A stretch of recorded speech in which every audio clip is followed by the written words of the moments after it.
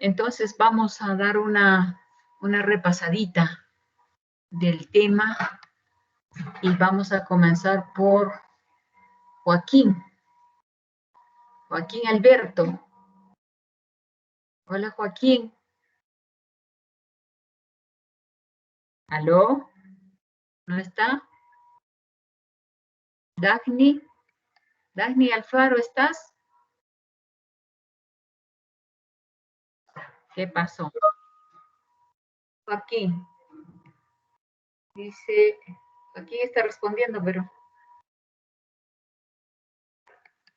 ya. Dagny, ¿me escuchas? Dagny. Alejandro. Presente, ¿Me doctora. escucha? Buenas tardes. Ah, muy bien, Alejandro. Gracias por responder, porque yo decía, no me escucha nadie. Dime, Alejandrito, ¿cómo te fue?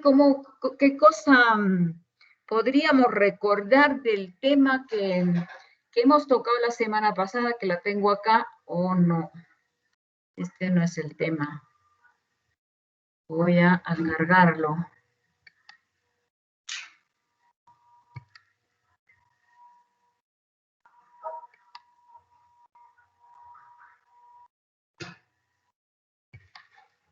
Acá está. Tercera práctica es esta.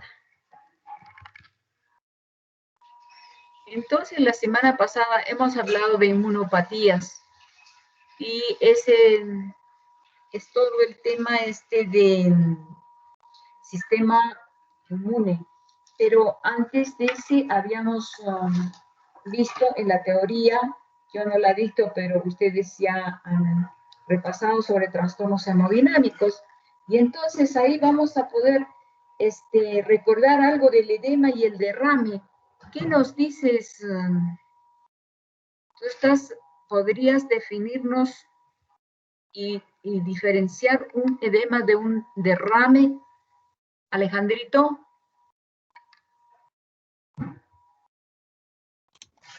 Sí, doctor. A ver.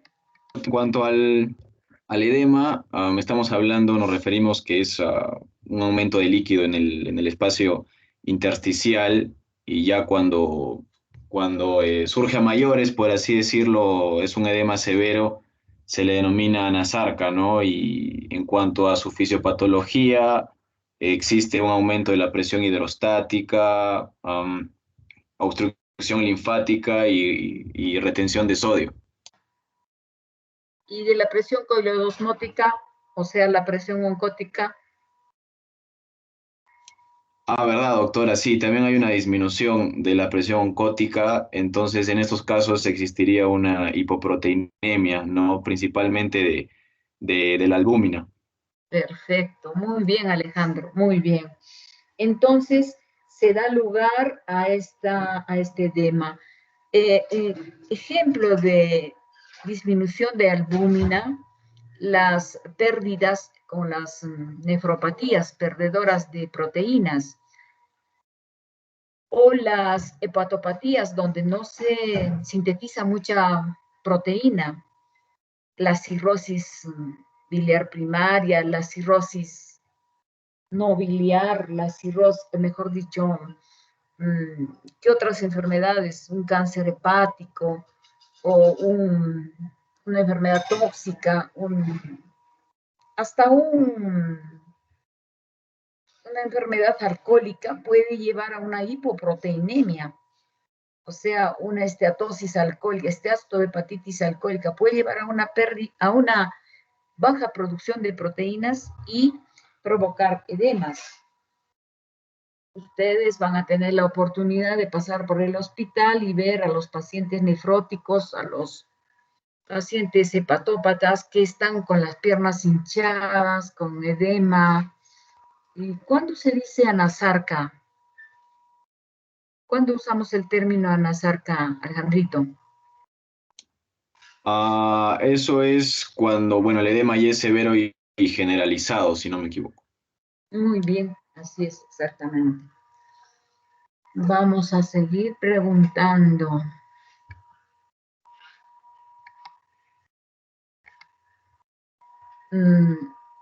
Michael, ¿estás, Michael? Sí, doctor, me escuchan. ¿Qué me dices del derrame, Michael? ¿Cómo defines un derrame?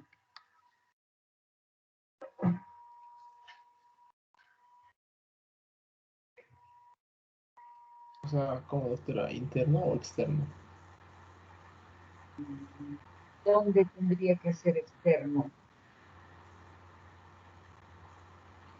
Pues lo que podría decirle sería que cuando se produce derrames, en este caso, el mecanismo para solucionar el problema sería la hemostasia. Pero cuando hay una patología aquí, se produce, el trombo, perdón, se produce, y cuando hay una patología, puede el trombo salirse y se convertir en un émbolo. Este va a viajar y puede taponar los vasos de menor calibre en su viaje. Pero el derrame propiamente es equivalente al edema, es la acumulación de líquido, pero no está en el tejido, sino en una cavidad. Por ejemplo, un derrame pericárdico dentro del saco pericárdico, líquido con poca proteína allí dentro del saco pericárdico, o el derrame pleural dentro de la pleura parietal, no visceral, o dentro del peritoneo, ¿no? Y como dijo Alejandro, esta edema y el derrame tienen la misma fisiopatología, la misma fisiopatogenia, disminución de la presión, aumento de la presión hidrostática, como en el caso de la insuficiencia cardíaca congestiva, la pericarditis constrictiva, ¿qué más? Pérdida de proteínas como las nefropatías, las hepatopatías.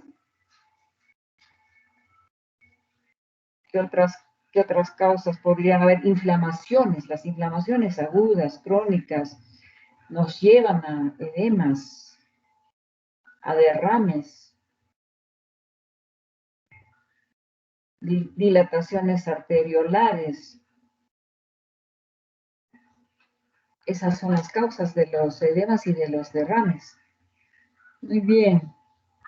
Entonces, vamos a preguntar ahora a Ana Lucía. Ana Lucía, ¿estás? Sí, doctora, buenas tardes. Buenas tardes, Ana Lucía. ¿Podrías un poquito definir hiperemia y congestión? ¿Qué cosa es una congestión y qué es la hiperemia?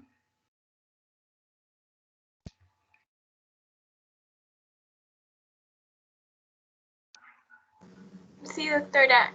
Bueno, la hiperemia es el aumento de sangre en un órgano o parte de él. Muy bien. Puede ocurrir en la inflamación, como vemos, y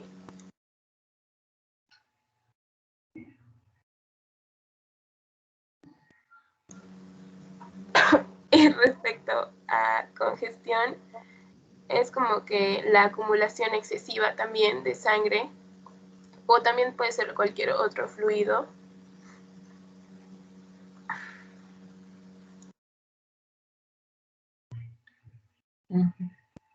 Bueno, la hiperemia tiene que ser activa, ¿no es cierto? ¿Y la congestión es pasiva o no? Sí, doctora. La hiperemia es el aumento del flujo sanguíneo y la congestión es un aumento de volumen. Bien, muy bien. Entonces, ya tenemos claro ahora. Respecto de los trastornos de trombosis, a ver, vamos a preguntar porque eso digamos que es lo más importante en esta parte, en este capítulo.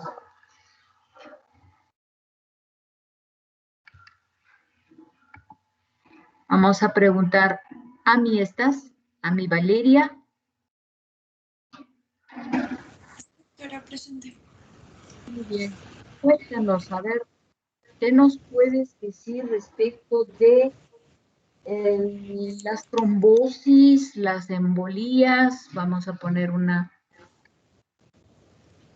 Pues la trombosis es lo contrario a la hemostasia y se puede deber a lesión endotelial, a flujo sanguíneo anómalo e hipercoagulabilidad, que se conoce como la triada de Virchow.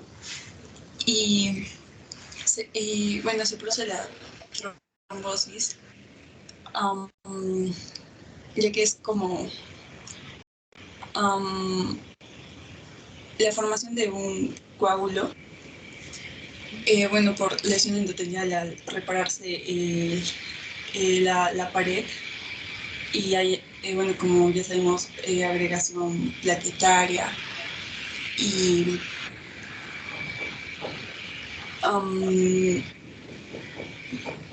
bueno, para repararlo y mantener la hemostasia. Luego también por flujo sanguíneo anómalo, ya que este debe ser laminar y mantener a las plaquetas lejos de las células endoteliales, pero cuando hay alteraciones y hay, por ejemplo, turbulencia, se produce éstasis, que es como que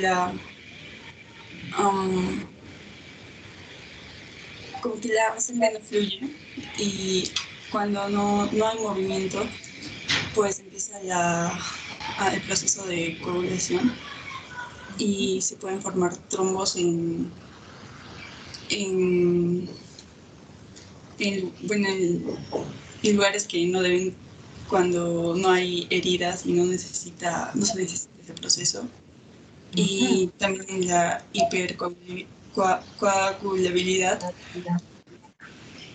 se debe a y esto se ve más en las trombosis venosas, y pueden ser primarias por trastornos genéticos como mutaciones, y secundarias que son adquiridas, por ejemplo, en personas que están mucho tiempo acostadas o sentadas, y en especial en las piernas, sea la trombosis venosa profunda. Y bueno, este trombo se puede desprender y empezar a fragmentarse, y eso se le conoce como la embolia, y va a seguir por el torrente sanguíneo, y como es venosa, va a dirigirse al corazón. Y también las que son arteriales son, me parece que también se dirigen hacia el corazón. Y, por ejemplo, las trombosis venosas profundas, la embolia que se produce a partir de esta va a dirigirse más que todo al pulmón, y ahí puede generar daños. Muy bien, muy bien, has hecho un buen repaso. Excelente. Vamos a seguir viendo un poquito de, a ver, Daniela Isabel, ¿estás? Sí, doctora, presente. Muy bien, Daniela. ¿Cómo defines un infarto, Daniela?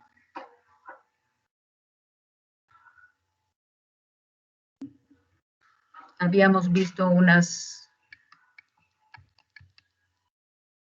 ¿Dónde estaba? Por acá.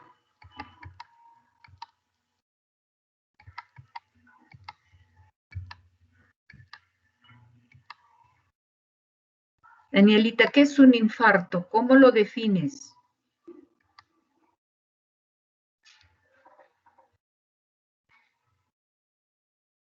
Doctora, disculpe, acabo de reconectarme. Ya,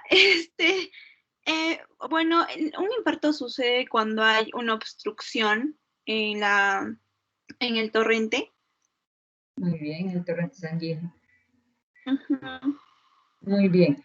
Entonces, sucede ahí, pero lo que pasa, la consecuencia que es una necrosis química, ¿no?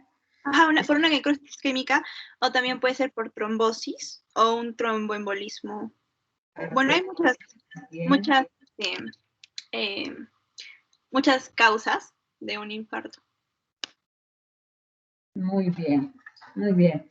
Entonces, se habla del infarto rojo y se habla del infarto blanco.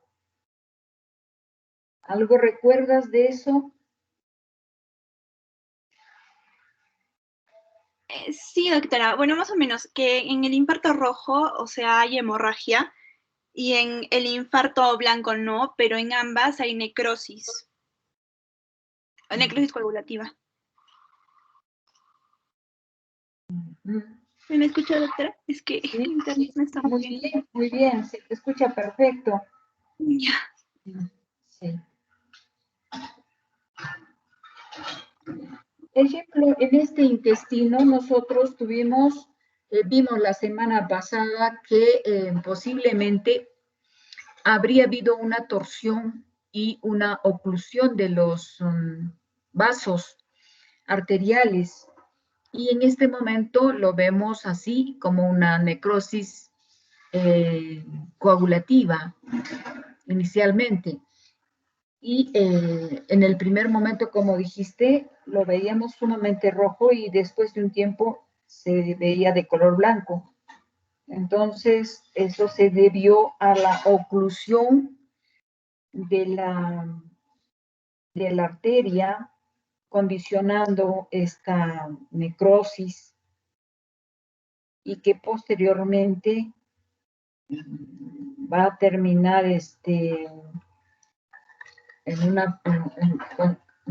constituyéndose en una lesión de color blanquecina, ¿no? Que ya le llamamos infarto blanco a eso. Y ya en este momento el órgano pues se pone se pierde, ¿no? Este segmento de intestino, hay que sacarlo porque está ya que no sirve. Y lo que pasa también con el corazón, ¿no? Si es que fuera un infarto masivo, la persona se va a morir. Si es un infarto pequeño, va a poder sobrevivir. Puede ser una insuficiencia cardíaca. Entonces, el infarto es un área de necrosis isquémica.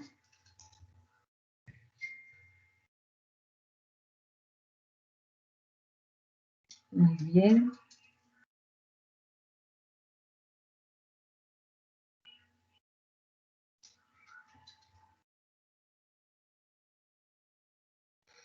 Vamos a hablar un poquito de la coagulación intravascular diseminada. ¿Quién podría, bueno, vamos a llamar mejor, recordarnos algo de la coagulación intravascular diseminada? A ver, está Rodrigo Fernando. Sí, sí, doctora. ¿Qué nos dices de la coagulación intravascular diseminada? ¿Qué idea tienes de este tema? Ya, esta coagulación, o este CID, que bueno, creo que también se le llama así, pues es un trastorno de la coagulación, especialmente porque hay hipercoagulabilidad, ¿no? O sea, refiriéndonos a esa triada de Virchow que se mencionó, corresponde a esa ista, a la hipercoagulabilidad. Y, o sea, hace referencia a la producción excesiva y anormal de trombos, de coágulos que pueden pasar a émbolos, ¿no? Generar estasis vascular. Esa estasis vascular puede llevar a congestión. También puede desarrollarse infartos como consecuencia de los émbolos. Y es eso, ¿no? Una hipercoagulabilidad, pero diseminada por todo el sistema vascular. Muy bien, desencadenada muchas veces, como en el caso de la enfermedad del COVID por este virus, ¿no? Entonces, la hipercoagulabilidad puede ser secundaria o primaria, como dijo compañera, siendo las más frecuentes las alteraciones genéticas de los factores sanguíneos, ¿no? y otras más infrecuentes deficiencias de vitamina C, de la vitamina B.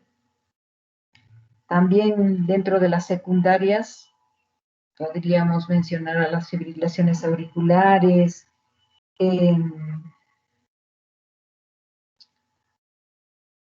alteraciones de las válvulas cardíacas, de las prótesis propiamente, pueden provocar hipercoagulabilidad, las trombocitopenias.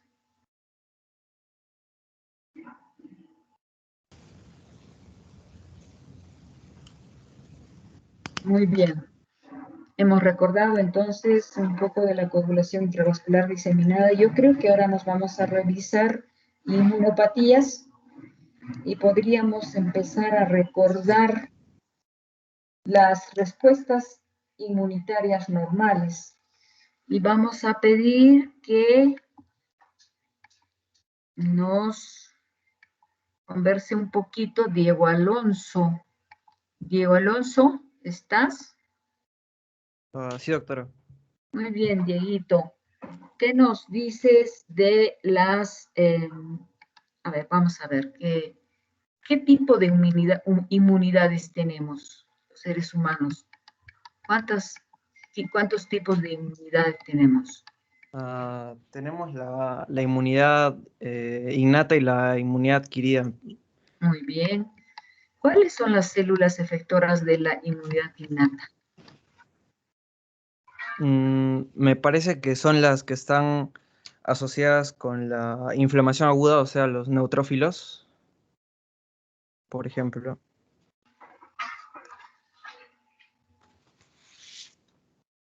En la inmunidad innata tenemos barreras, tenemos células. Las principales barreras, por ejemplo, es el mismo epitelio. Son los linfocitos citotóxicos, los NK. También hablan de los gamma delta. También participan las células del complemento. Digo, algunos elementos del complemento.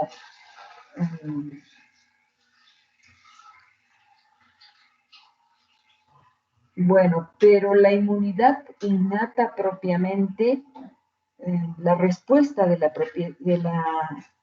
la respuesta celular de la inmunidad innata está dada por los linfocitos NK.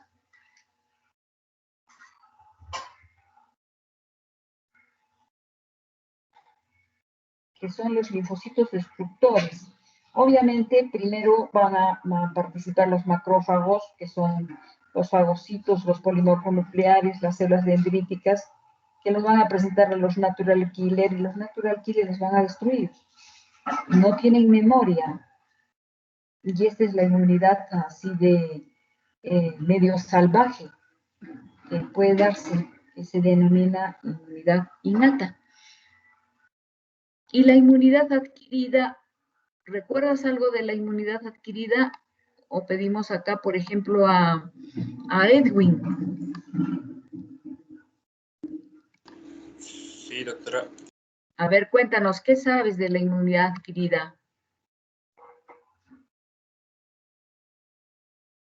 Lo que puedas recordar.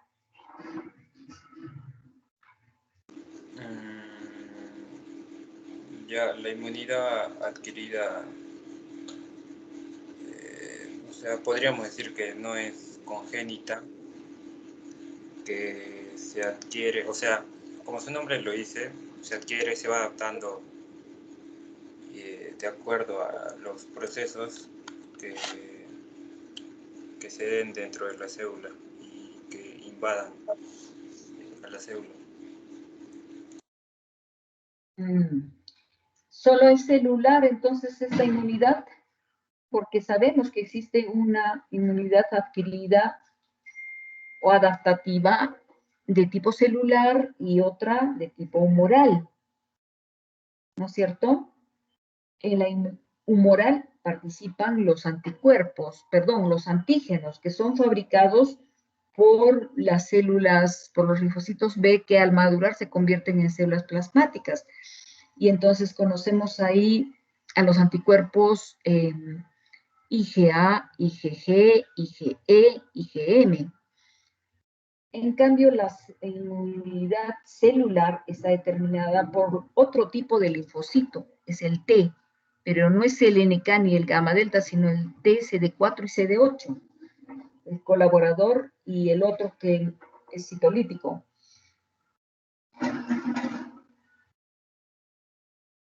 Y ejemplo de enfermedades inmunológicas es esta que estamos viendo acá, ¿no? El Sjögren. Entonces vamos a recordar qué dijimos de Sjögren y le vamos a pedir a Gabriela Sharon, ¿estás?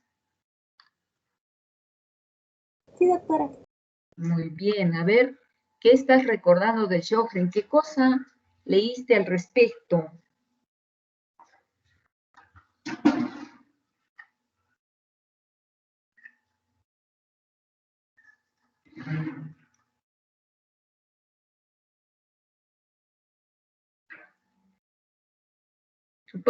El paso tuyo ha sido con Sjögren. No sé qué has respondido, Gabriela. Espero que lo hayan estudiado y que hayan contestado, jóvenes.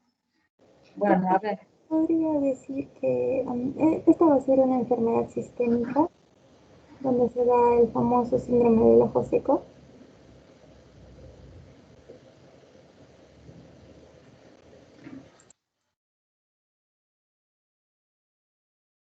Bueno, es una enfermedad autoinmune, ¿no es cierto? A ver, ¿quién nos lo quiere recordar? Camila Lison, ¿estás? Camilita.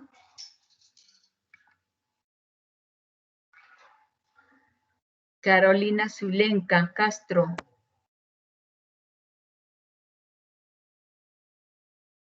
Tampoco. Ana Lucía Valdivia. Sí, doctora. Muy bien, Ana Lucía, cuéntanos. Bueno, como usted mencionó, es una enfermedad autoinmune en donde podemos encontrar una infiltración linfoide y también fibrosis de las glándulas salivales y lagrimales. Hay una destrucción de las glándulas y, bueno, si se destruye, digamos, la glándula lagrimal, se reduce la formación de las lágrimas, lo que causaría una sequedad en la córnea, también una tendencia a ulceración y queratoconjuntivitis respecto a lo que es el ojo, la vista. También se destruyen las glándulas salivales y causa sequedad en la boca. Hay una disminución de la formación de la saliva y eso principalmente, doctora. Muy bien, muy bien. Entonces, en eso consiste, y bueno, morfológicamente, pues, atrofia y la infiltración, ¿no?, de linfocitos. Bueno, los participantes son los linfocitos CD4 y CD8. Los CD4 son los colaboradores, activadores de la inflamación. Y ellos son los que también activan al linfocito B. Y este fabrica sus inmunoglobulinas.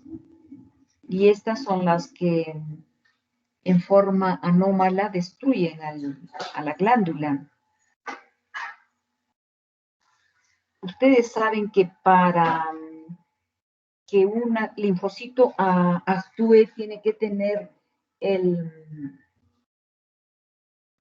elemento extraño, tiene que tener un factor de reconocimiento, es el HLA.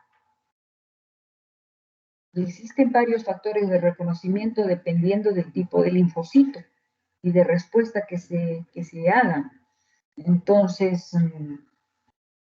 se dice que en el Sjögren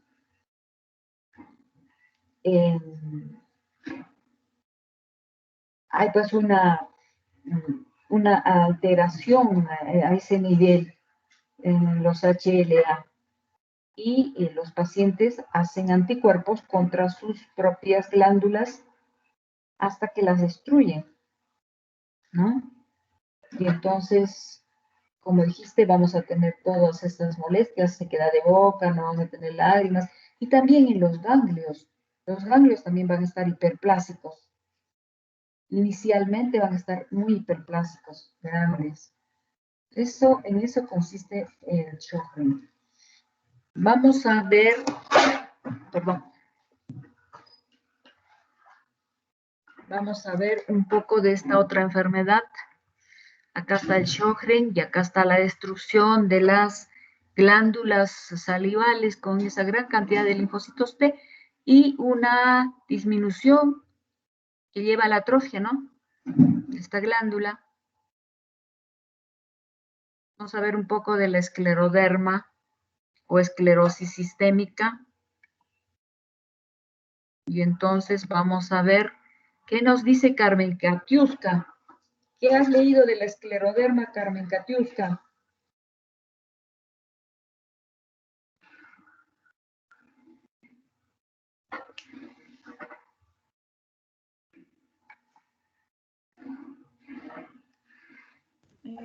Doctora, ¿me escucha?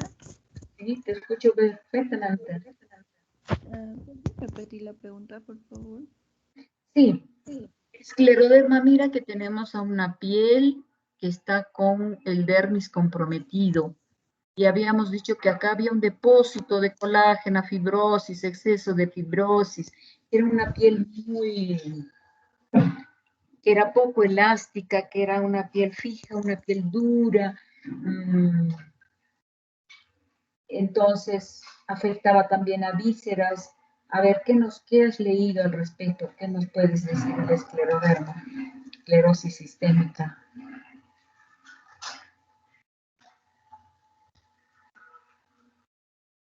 Es otra enfermedad autoinmune, pues. Sí, doctora, bueno, tiene, como usted dijo, ¿no? Calcinosis cutánea, también podría ser el fenómeno de Raynaud. Ya, dentro de la clínica. Sí. Podrías tener un fenómeno de Raynaud. ¿Qué más? O sea, las personas que tienen esta enfermedad desarrollan una tensión sobre la piel, la cara y bueno, los codos y rodillas. Muy bien. Es una fibrosis progresiva que afecta, como dijiste tú, toda la piel, pero también otros órganos, el tubo digestivo, por ejemplo, el esófago. Entonces, la fibrosis del esófago da lugar a que este órgano pierda un poco su peristalsis y resulte ser muy difícil de deglutir. Y estas personas tienen un gran dolor cuando comen y ya dejan de comer algunas veces. Pero entonces la esclerosis sistémica propiamente es una inflamación crónica resultado de la autoinmunidad que daña a los vasos sanguíneos y hay una fibrosis intersticial y perivascular que se da en forma progresiva en muchos órganos y uno de ellos es la piel. Entonces, no nos olvidemos que hay un daño vascular diseminado en todo el organismo y esto va a afectar grandemente a los riñones, por ejemplo, a los pulmones. Y dentro de la clínica, como tú lo has dicho, generalmente son mujeres y tienen una polimiositis, tienen una afección de la piel que les impide mucha movilidad, tienen vasculitis, se asocia a otras enfermedades como al lupus, a la polimiositis, o comparte con ellas algunas características. La disfagia, que se da en el 50% de las personas. Muy bien. Entonces, ya habíamos visto estas figuras en las que se mostraba una piel con una colágena muy densa, ausencia de las glándulas sudoríparas porque solo quedaban ya los pelitos. Otra enfermedad autoinmune, el pénfigo. Vamos a preguntarle, porque eso ya lo hemos visto también, a Diego Alonso. Dieguito, ¿estás? Sí, doctora. A ver, ¿qué nos dices de esto? El pénfigo vulgar. También es una enfermedad autoinmune, me parece. Muy bien.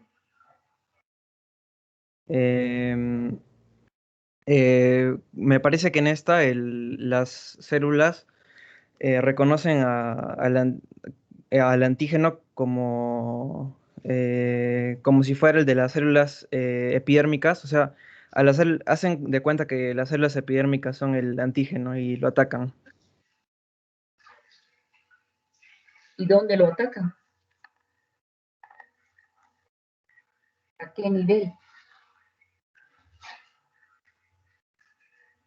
En la epidermis, doctora. En la epidermis. ¿Pero qué hacen en la epidermis? ¿Por qué es una? Porque fíjate, es una enfermedad ampollar, forma ampolla. ¿Por qué? Porque la atacó, como dices tú, esta enfermedad, a nivel de los desmosomas, de las uniones intercelulares, del epitelio. ¿Tú te acuerdas de los desmosomas? ¿Te acuerdas de las uniones interepiteliales, desmosomas, semidesmosomas? ¿Te acuerdas de ese tema? Un poco, Eso lo doctora. vimos en biología molecular, lo vimos. Sí, Los desmosomas me parece que eran uniones intracelulares sí.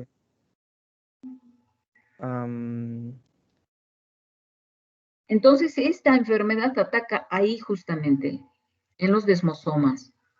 ¿Y qué es lo que hace? La separa las células. Y ahí vemos la separación. Esta capita que queda abajo es la basal y un poquito de la suprabasal, pero todo lo demás es la epidermis, desde la capa espinosa hasta la córnea. Entonces, todo esto se ha separado gracias a que hay una proteasa que es el anticuerpo que está separando estos desmosomas. Entonces, se forma este espacio que se llena de edema, de líquido, se hace como una bula, una ampolla, una vesícula, y luego, primero es vesícula, vesícula es pequeñita y luego ampolla, ¿no? Luego se desprende la piel. Expone a que esta persona se infecte. Eso es pénfigo, una enfermedad autoinmune. Este pénfigo es vulgar porque ataca a este nivel, en la capa suprabasal, pero existen 5 tipos de pénfigo y pueden ser a diversos niveles del estrato epidérmico. Entonces, habrán pénfigos que ataquen a nivel del estrato lúcido, otros que ataquen a nivel del estrato espinoso o granuloso, etc., etc.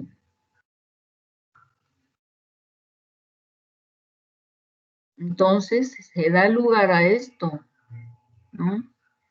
A estas formaciones grandes vesiculares con desprendimiento de la piel.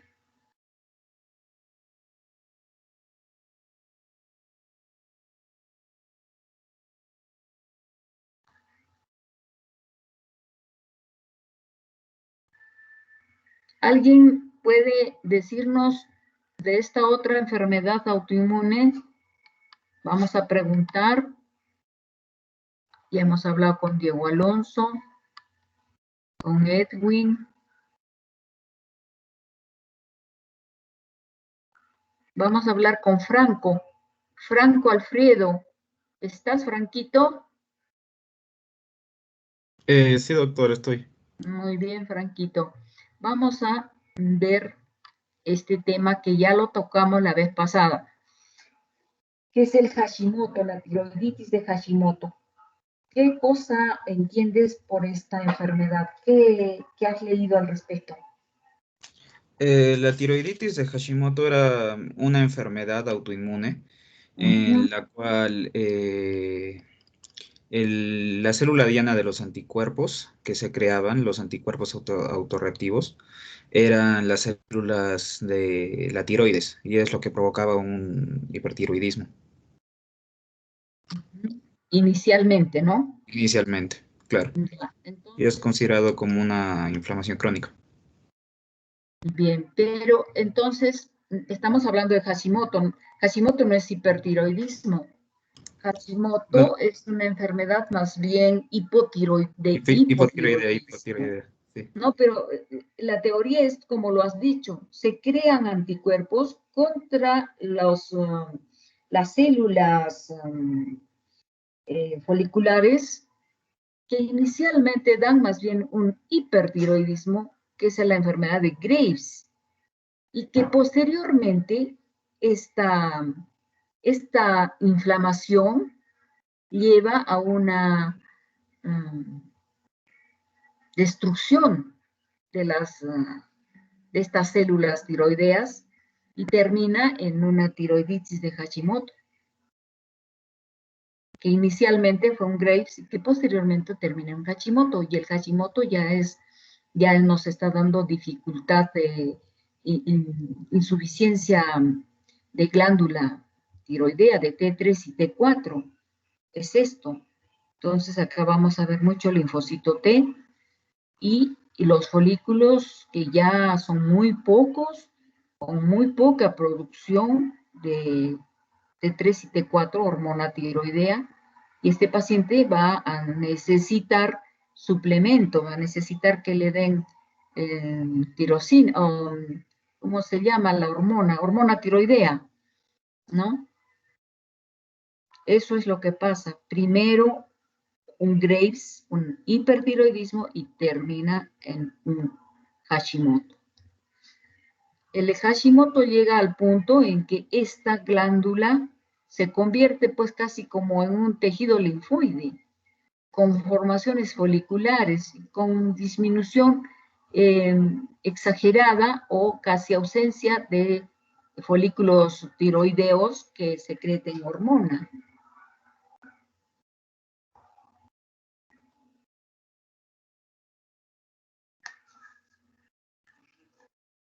Muy bien.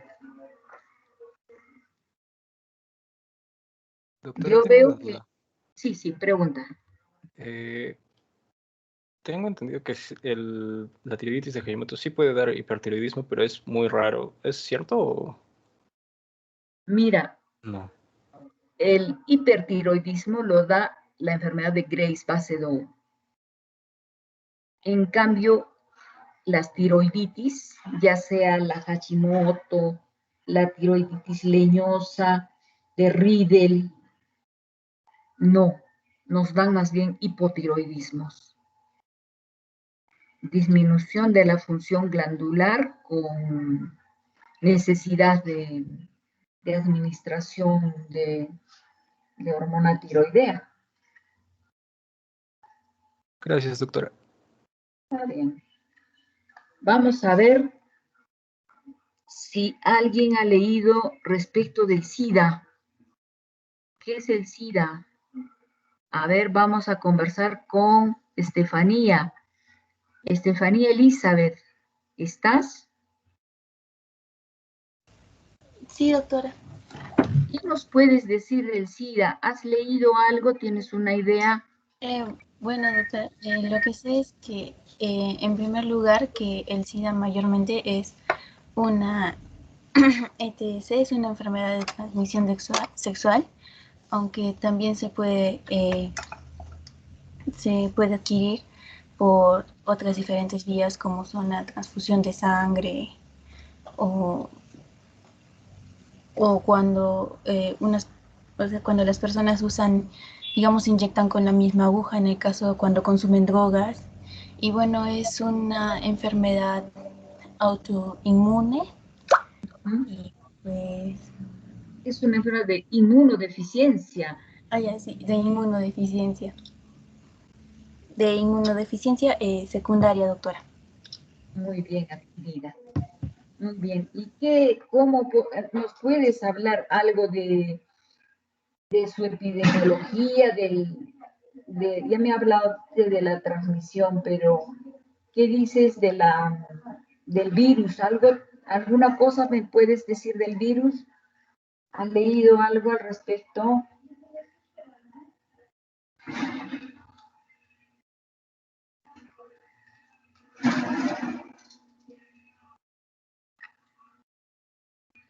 En todo caso de la clínica, ¿tienes una idea cómo es la clínica del SIDA? ¿Qué enfermedades, además de la inmunodeficiencia? Porque al decir inmunodeficiencia estamos diciendo que este paciente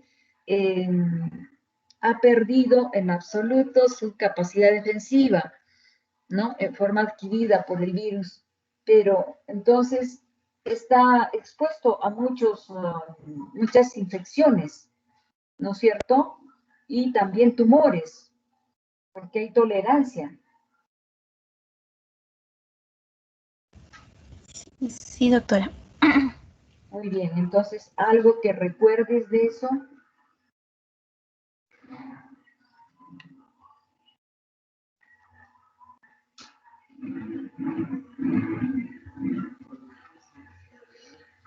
Estos pacientes son sujetos de infecciones oportunistas. Oportunistas les llamamos aquellos gérmenes que difícilmente van a infectarnos a los inmunocompetentes, como son los hongos, como son las levaduras o algunas bacterias. Entonces, estas personas que no tienen capacidad defensiva van a ser fácilmente candidiasis, criptococosis, otros tipos de micosis, las micobacteriosis, que nosotros de alguna forma no las hacemos porque tenemos un sistema competente. Entonces, micobacteriosis también van a enfermar de protozoos como son el Cryptosporidium, y también toxoplasma. Es muy común en los pacientes idosos la toxoplasmosis cerebral, por ejemplo. Igual debemos de decir que la salmonela, la shigella y otros virus, cualquier otro virus que afecte cualquier otro órgano, como el citomegalovirus, el herpes virus. Y dentro de los tumores más comunes están los linfomas. Está el sarcoma de Kaposi y también los del cuello uterino, dicen. Bueno, entonces es conveniente recordar algunas, vamos a entrar acá al patólogo Lines para poder ver lesiones en la piel, por ejemplo, relacionadas al SIDA. Y acá tenemos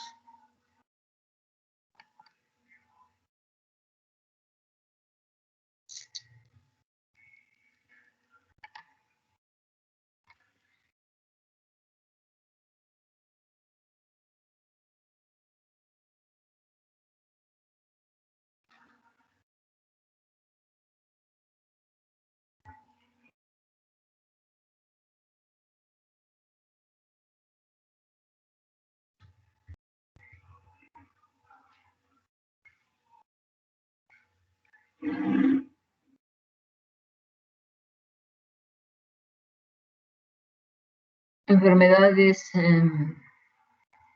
como el criptococo, la actinomices, citomegalovirus. Esta, por ejemplo, es una micosis es la coccidioidomicosis, que podríamos encontrarlos en estos pacientes, que no afecta propiamente la piel, sino los pulmones. Vamos a ver acá. Son hongos dimórficos.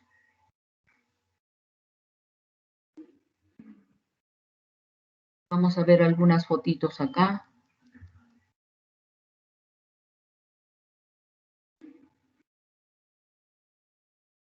Acá estamos viendo una infección en la piel, ¿no? Vamos a ver otra. Este es el hongo.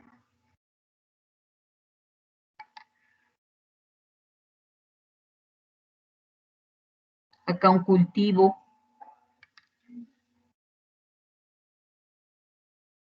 Nuevamente estas lesiones. Vamos a ver otras.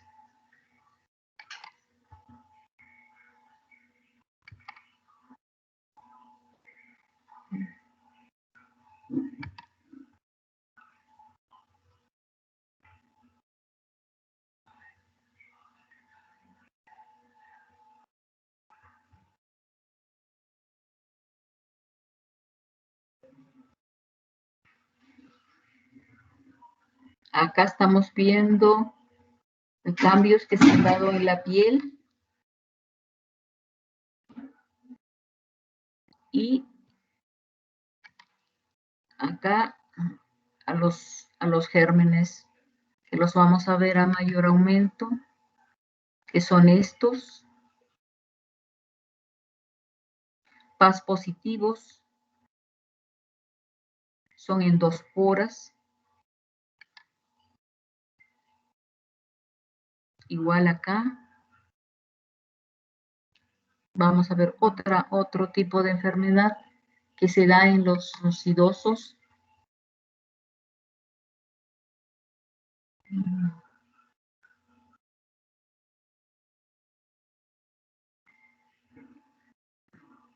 Citomegalovirus, por ejemplo, es un virus intracelular que da un aspecto así, se mete dentro de la célula y el núcleo es bastante grande. Miren qué tamaño tenían las células normales, ¿no? Entonces, acá hay un doble núcleo y es bastante grande la célula. Puede haber un solo núcleo, pero la célula se caracteriza por ser muy grande en el citomegalovirus. Un virus que fácilmente contamina o infecta a los pacientes con SIDA.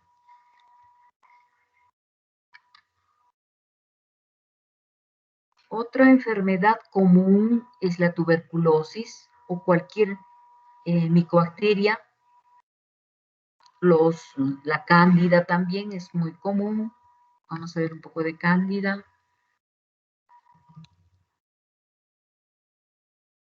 La cándida puede afectar a la boca, la piel, puede dar una vulvovaginitis, balanitis, intertrigo cuando afecta a los pliegues cutáneos, en las uñas también. Entonces nosotros lo reconocemos cuando hacemos un raspado y le ponemos el KOH y entonces reconocemos este tipo de levaduras que vamos a verlas ahora.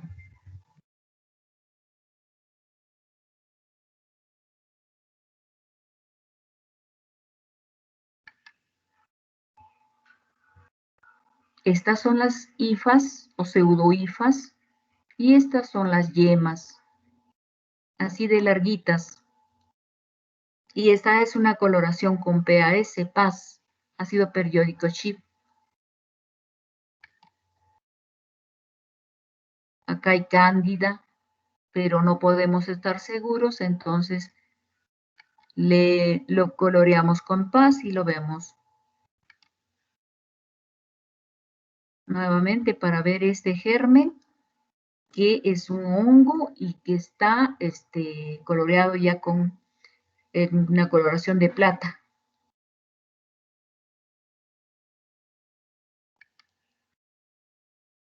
Esto es otro germen muy común que se da en el SIDA. Otras cosas que se dan en el SIDA, los linfomas.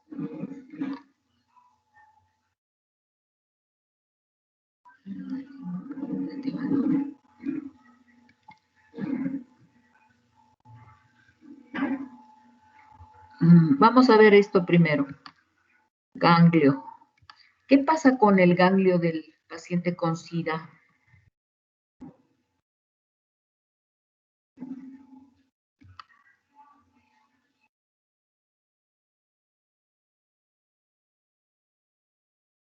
Inicialmente, cuando ingresa el virus, su célula diana es el CD4, TCD4. Y después afecta al CD8 y al linfocito B. Entonces, clínicamente, lo que vamos a ver en los ganglios es inicialmente una hiperplasia. Los ganglios se crecen, se hacen voluminosos, hiperplásicos, y posteriormente vamos a tener la disminución y la despoblación de linfocitos en los mismos ganglios. Entonces, inicialmente el síndrome de la linfadenopatía crónica, la hiperplasia inicial,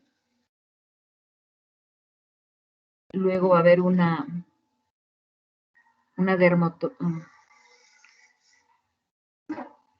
depresión severa de estos linfocitos en los ganglios. Entonces acá vamos a ver en esta figura la hiperplasia, un incremento de la población linfoide. Y en un segundo momento vemos esto, la depoblación, la depresión. Entonces los linfocitos están reemplazados por tejido fibroso. Y solamente tendremos algunos grupos, ¿no?, de linfocitos, pero la mayoría están depletados. Entonces, si no tenemos estos órganos, este tejido que nos sirve para nuestro sistema inmunológico, cualquier germen vamos a adquirir y cualquier parásito y cualquier bacteria y vamos a terminar muriendo, ¿no?, de cualquier infección. Entonces, vamos a ver ahora un linfoma asociado al SIDA. Para ver un tumor. Sí, dígame. Doctora, perdón por interrumpir, pero solamente tenía una duda respecto al examen. Dígame. Dentro del examen que hemos dado a las 3, si mal no recuerdo, había una pregunta del síndrome de Sjögren. Perdón, no. Sí, sí. Ajá. Y he estado recapitulando las respuestas y había una respuesta que decía todas son incorrectas. Ya. Era que yo, o sea, consideraba que todas eran correctas, o sea, todas las alternativas eran correctas. Y no sé si estará bien, o sea, no Voy sé a si... revisar. Voy a revisar ese examen. Tal vez la palabra era todas son correctas. Ujú. Ya, vamos a revisar. Gracias, gracias, doctor. Vamos a revisar eso. Entonces, sí, dígame. Nada, doctora, solamente le digo, vale.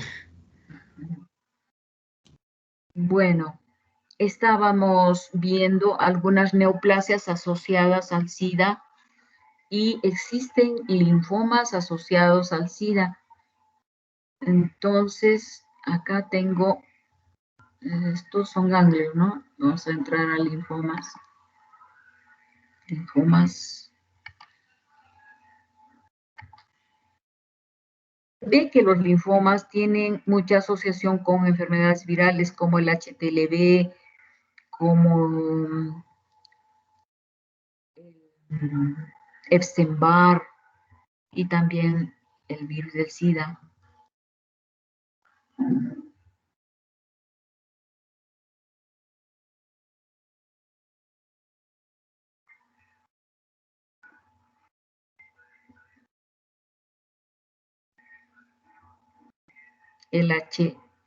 El herpes virus 8 también tiene que ver.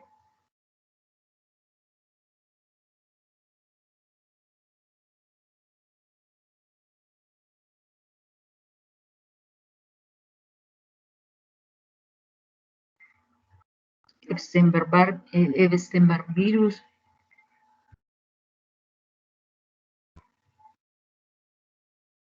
Pero no acá.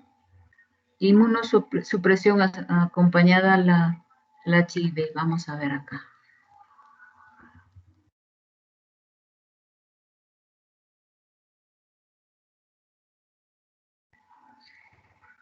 Dice, los linfomas que se desarrollan con el HIV son muy agresivos, son linfomas B agresivos.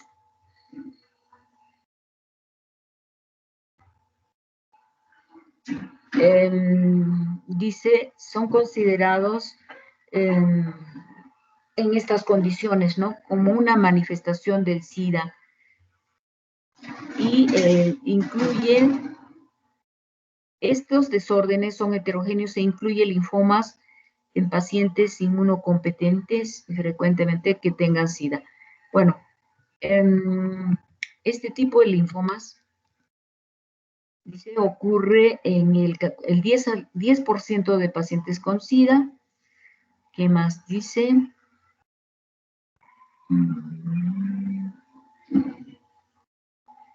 Predominantemente el linfoma de Burkitt, el linfoma de células grandes B, el linfoma de efusión primario, el linfoma plasmablástico, principalmente. Esos son los más frecuentes con el SIDA.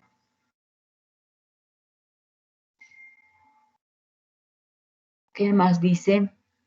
Dice que se puede dar en 3 categorías.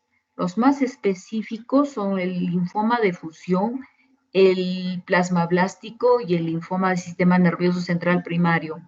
También el Burkitt, el del linfoma del manto extranodal, el MALT, linfoma de células T periférico, el clásico Hodgkin, y en otros estados de inmunodeficiencia, la enfermedad linfoproliferativa polimórfica post-trasplante de células B. Así nos dicen.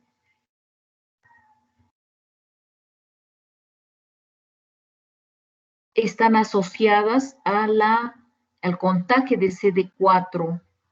Están consistentes con el contagio de CD4. ¿Qué más dice?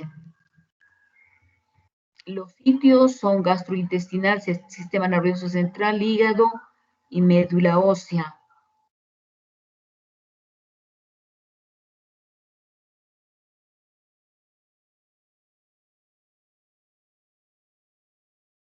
Bueno, ¿qué más dice?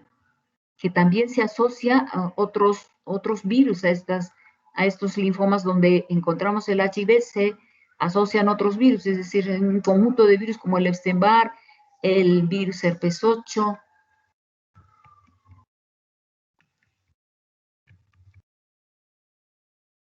Bueno, y vamos a ver algo que no, lamentablemente no está.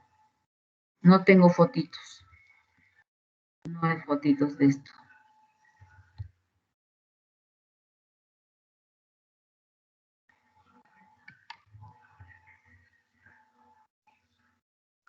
Bueno, ¿qué más podemos ver ahora? ¿Alguna pregunta que quieran hacer? ¿Alguna revisión que quieran hacer de algún tema en especial. Hemos visto SIDA, hemos visto enfermedades autoinmunes. ¿Qué más hemos visto?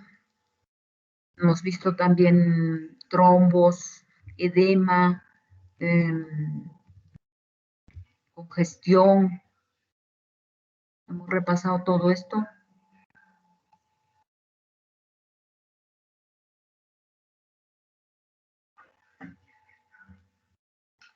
¿Alguna pregunta, jóvenes? ¿Algo más que quieran repasar?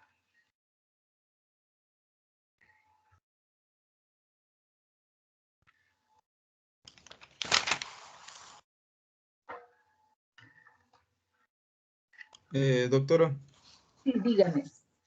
una pregunta. ¿Habrá en la página de las muestras alguna imagen de shock distributivo? Digo, sí, de shock distributivo. No tenemos imágenes, pero voy a buscar acá, no creo, en el patólogo Lines, que lo frecuento mucho, no tengo yo eso. Vamos a intentar encontrar algo para, no creo, coagulación, no, pero capaz, a ver.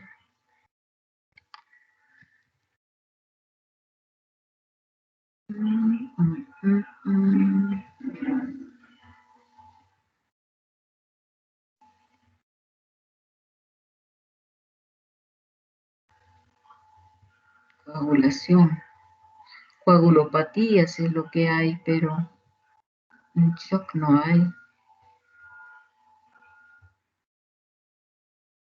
No tengo. Coagulación intravascular diseminada, por ejemplo. Imágenes puede ser, pero del shock no. Pero veamos coagulación intravascular diseminada, a ver.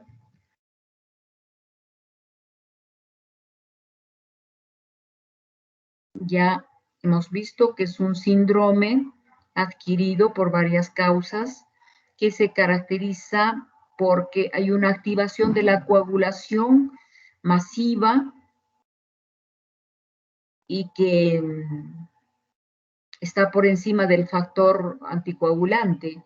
Lleva a una microtrombosis diseminada con isquemia de los tejidos, con consumo de las plaquetas, de los factores de coagulación y variable sangrado. Activación de los caminos o de las vías inflamatorias, vías citoquinas. Luego dice,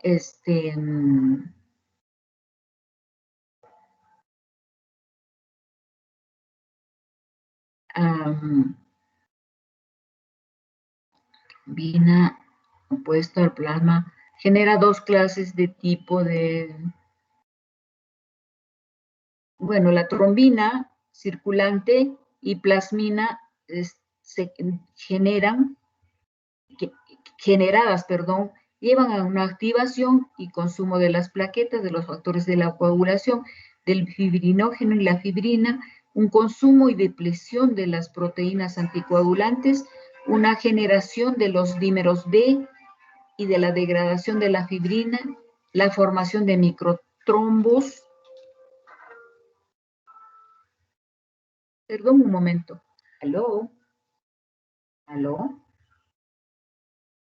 ¿Aló? Buenas tardes, profesor Congenital.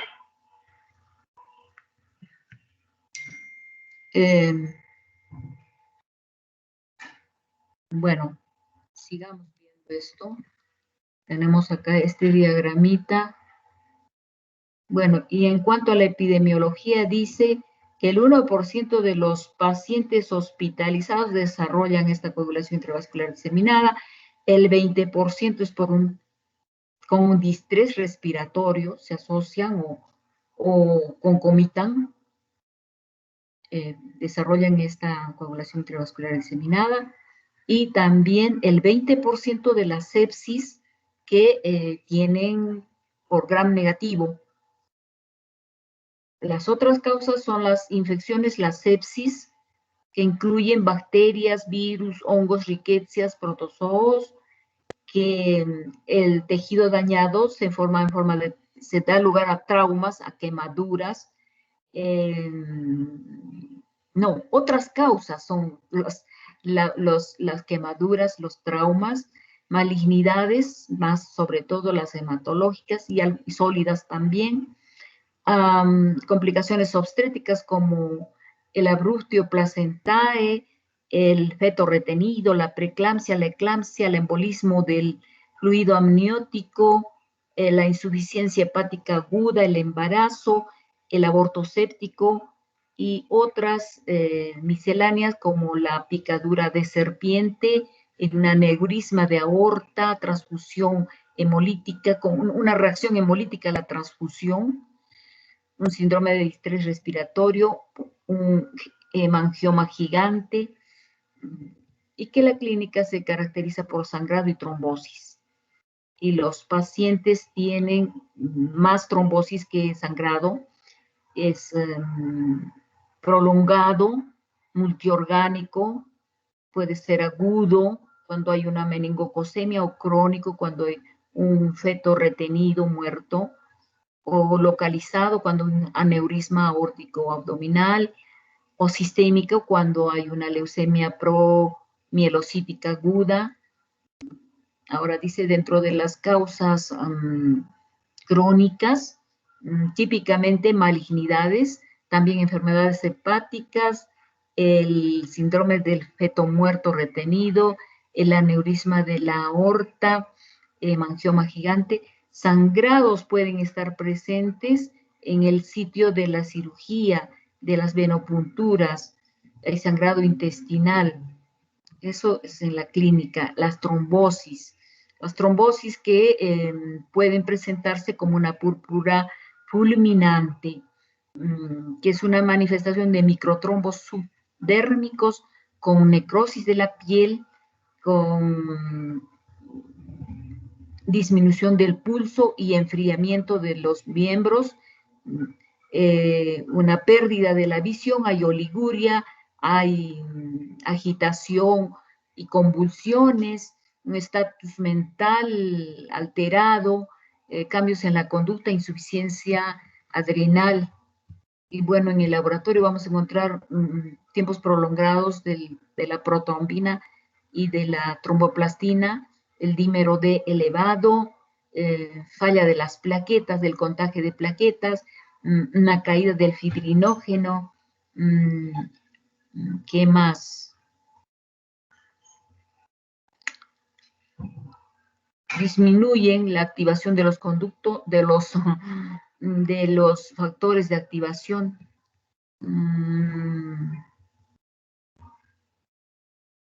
Y bueno, básicamente, no tengo fotos tampoco. Hay que diferenciarlo de la coagulopatía dilucional y del síndrome HELP, donde hay hemólisis, enzimas hepáticas elevadas, bajo de plaquetas, y de la cirrosis hepática severa. Así que no tengo, discúlpame, no tengo más del choque. ¿Alguna Shock otra distributivo. pregunta? ¿Perdón? Del shock distributivo, doctora. Sí, no lo tengo, perdón. No tengo imágenes, no tengo para mostrarte algo. De todas formas, muchas gracias, doctora. Con todo gusto. Díganme, ¿alguna otra pregunta, algo más que quieran repasar?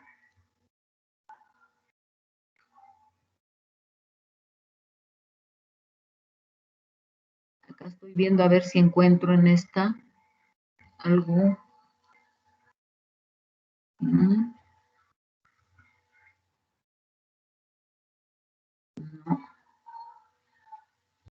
Bueno, entonces los dejo.